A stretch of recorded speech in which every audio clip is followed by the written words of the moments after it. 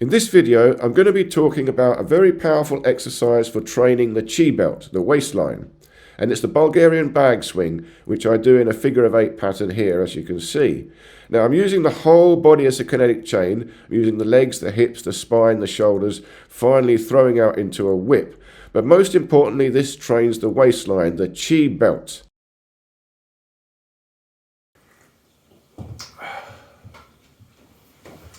Hi there.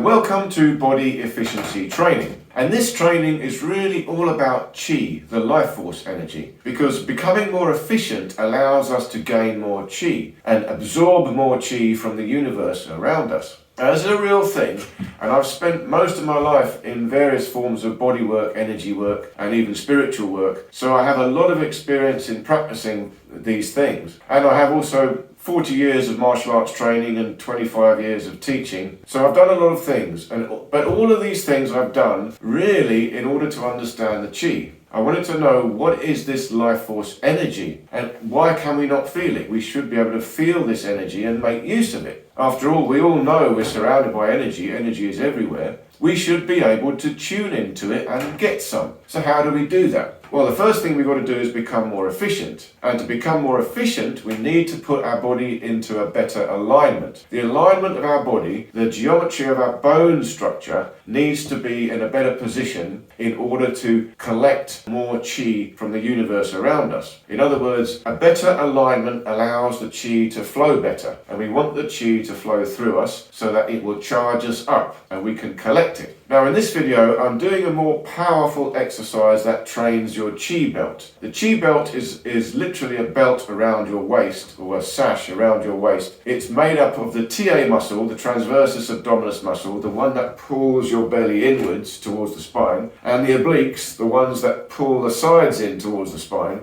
and also the lumbar, the lower back muscles. So all around your waist, these muscles need to be strong and contract to create strength around the lumbar. And this is also to help collect the chi. The chi will collect in this area in your belly. And in the Taoist philosophy and in Qigong, they call this the Dan Tien, the sea of chi. The chi belt is very, very important. It's the second lesson. The first lesson is how to stand up straight, how to get the correct S curve of your spine. Then the second lesson is going to be wearing the chi belt, and I'll put the link to that lesson below because it goes together with this video. And then the third lesson is going to be cantilevering the joints, or applying a cantilever to the joints. And this is again part of your structure. This is how to align your structure for power and efficiency. This exercise is a Bulgarian bag swing. So I'm swinging a heavy bag, not too heavy. It's only 5 kilos or 8 kilos, not too heavy, because the movement is very difficult. It's got to be fluid and the alignment has got to be held right. You can injure your spine quite easily doing this. It's a difficult thing to do. And you've got to practice it without weight first of all. Just feel the movement of it. So anyway, let's have a look at the video and I'll talk you through it as we go along.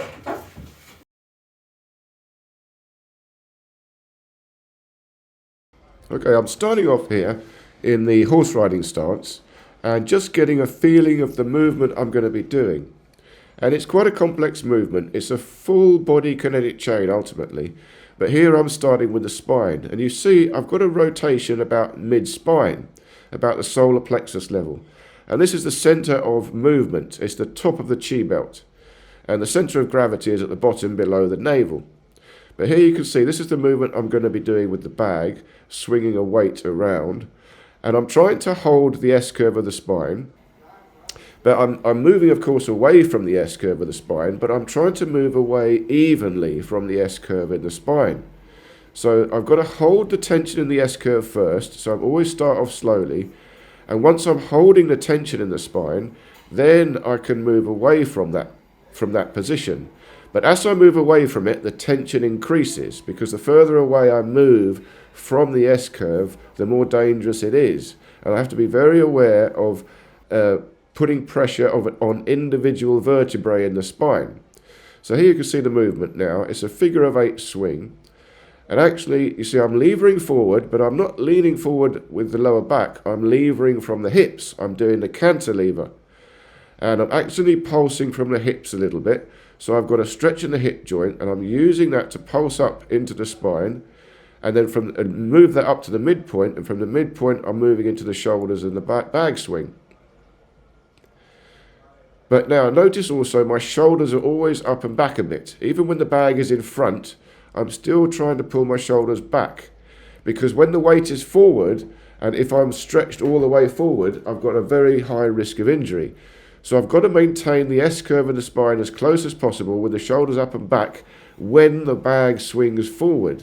So that will prevent injury, and it also trains the strength, because when the bag swings forward, there's a strong jolt on my structure, and I have to be strong to receive that jolt. And here you see again from the side, I've got a lumbar arch. See, I'm still rotating a bit around the solar plexus, but I've got to be careful now I've got weight. You see, we can only use weight when the chi belt is very strong. We've got to be absolutely sure that I've got the correct tension on the chi belt to support the lumbar spine and support the whole spine in this movement. Because as you can see, it's very powerful and you could pull any vertebrae at any point. So you've got to be ever so careful. Now here you can see from behind. So you can see I've got a stretch in the back of the hips. I've still got an arch when I come back. I'm trying to feel the range of motion, but I'm trying to feel an even stretch through the spine, and I'm trying to hold the chi belt tight at all times. And then I'm also having a slight rotation around the solar plexus. But you can see from the solar plexus down it goes into the hips. Now you can really see the hips pulsing, the whole kinetic chain. And you actually start to get a whip at the end of the bag.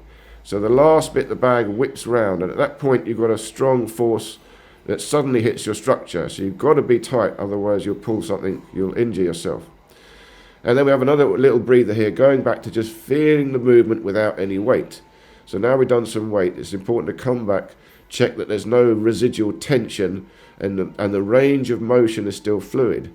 So again, looks a bit like dancing. I'm rotating around the solar plexus mid-spine, but I'm still trying to hold the chi belt tight.